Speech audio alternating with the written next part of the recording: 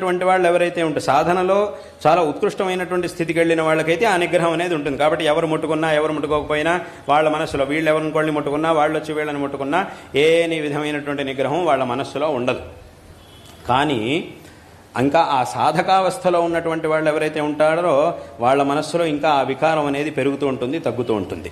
కాబట్టి అటువంటి వాళ్ళను కనుక ఇప్పుడు ఇలా ఎవరైనా ముట్టుకోవడం కానీ ఇలా ఏదైనా చేసినప్పుడు ఏమవుతుందంటే ఆ మనస్సు వికారాన్ని పొందడం మాత్రమే కాకుండా తర్వాత ఏముంది, ఎవరైనా ముట్టుకున్నారు అన్నప్పుడు దీనివైపు దృష్టి తగ్గిపోయి ఇంక దాని గురించే ఆలోచించడం మొదలెడతారు. అలా కూడా అవుతుంటుంది, చాలామందికి అలా అవుతూ ఉంటుంది ఆ నిగ్రహం లేనటువంటి వాళ్ళకి. కాబట్టి అప్పుడు ఏమవుతుందంటే వాళ్ళకి దీని మీద దృష్టి తగ్గిపోయేటటువంటి అవకాశం ఉన్నది.